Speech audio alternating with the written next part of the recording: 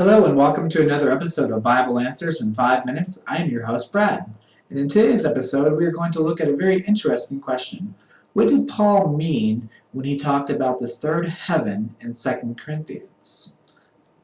Okay, so let's get started. This is the verse in question that Paul was talking about when he talked about the third heaven. Now you can see that he tells the story of a man who was called up to the third heaven, that he was called up to paradise. And let's just start setting off light bulbs that we're talking about the dwelling place of God. Because it said while he was up there that he heard things that cannot be uttered by men. So maybe an angelic conversation, or he overheard something of God or Jesus. He heard something that terrified him, so much so that he dared not even speak it when he came back. So this is the third heaven, so the dwelling place of God. So then the question becomes, well, what are the first two heavens? I would submit to you that the first heaven is the atmosphere, or the sky. Now there are many verses in the Bible that talk about that, but here are two. So in Genesis, when Noah is gathering the animals, it says that he gathers the bird of the heavens. Obviously, birds are not in outer space, and they're not up in heaven, but they are here on the earth. They're flying in the sky. When the water fell, down in verse 11, it tells us that the great deep burst forth, and the windows of heaven were open. So in other words, it started raining, right?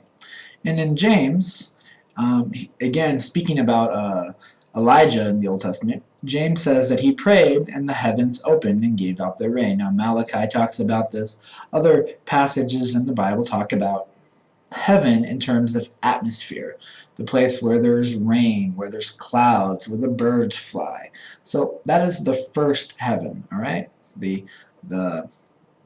layer that is under the ozone layer of our planet, but above the ground, the sky.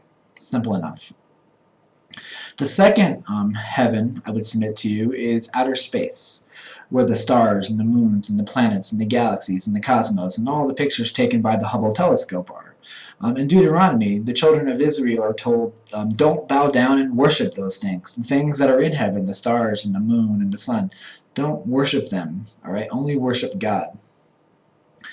And in Matthew, the same image, the same idea of heaven is being used when he's talking about the sun and the moon and the stars changing during the last days on earth, that something in the outer space is going to change and it's going to impact what happens here on the planet.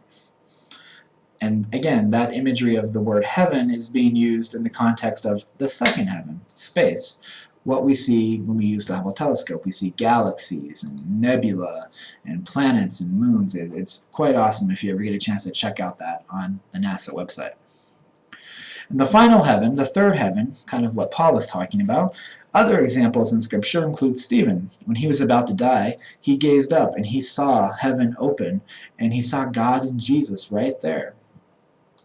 In Revelation 4, John, again, a portal opens and he looks up a door, and he's called up into heaven, the third heaven, and he goes into the throne room of God. So, here's some kind of artistic ideas of what heaven may look like from an artist's mind, but we obviously can only imagine what it's like up there in the place where God is. It's a beautiful, eternal dwelling. God did all of this on earth and in outer space in 6 days. And he told his disciples, I go to prepare a place for you. In my Father's house there are many mansions. And he's been building those mansions for 2,000 years. If he can do all of this in 6 days, imagine what he can do with 2,000 years. So, quick recap. The atmosphere in the sky, that is the first heaven. The second heaven is outer space, and the nebula and the stars and the moon and the sun. And the third heaven, the one I'm looking forward to the most, that is the place where God dwells with his angels and with the elect.